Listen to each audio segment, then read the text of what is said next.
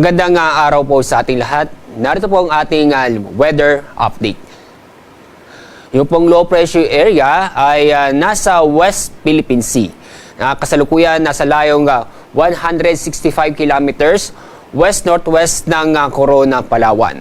Base sa ating data at analysis ng ating binabantayang low pressure area, mababa ang tsansa na ito'y maging bagyo. Itong LPA ay nakapaloob sa ITGC o Intertropical Convergence Zone. Itong ITGC ay naapektuhan ang malaki pong bahagi po ng ating bansa.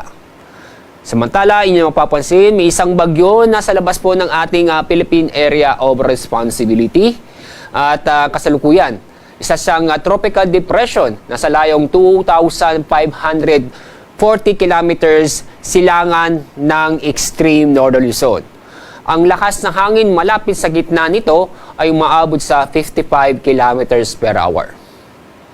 Malabo itong pumasok sa ating Philippine Area of Responsibility dahil inaasahan po natin ang pagkilos ito ay pahilaga.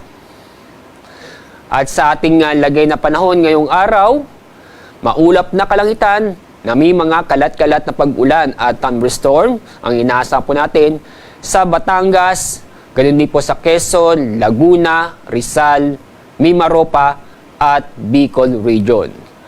Samantala, ito pong nalalabing bahagi po ng Luzon kasama ang Metro Manila, ganun din po sa buong Visayas at ganun din po ang buong Mindanao ay magiging bahagyang maulap hanggang sa maulap ang kalangitan maliban sa mga isolated na mga pag-ulan or thunderstorm.